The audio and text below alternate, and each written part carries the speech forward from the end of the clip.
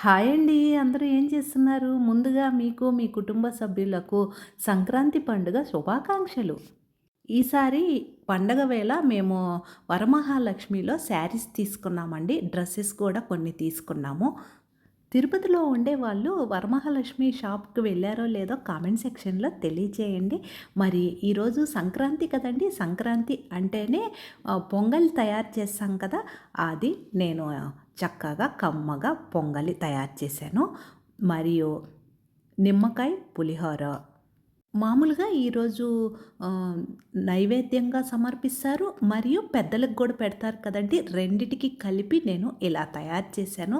White rice, ముల్లంగి, గుమ్మడికాయ అన్నీ వేసి సాంబారు, దద్దోజనం.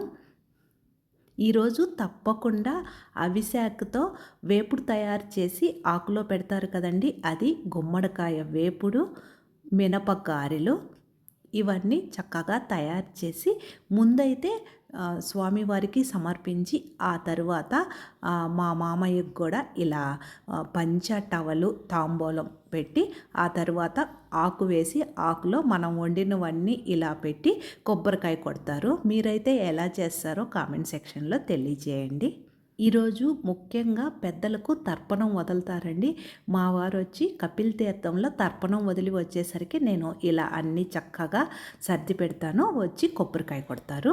ఇక్కడ చూస్తున్నది మా నాన్న. అమ్మ అయితే ఇలా పెట్టుకునింది.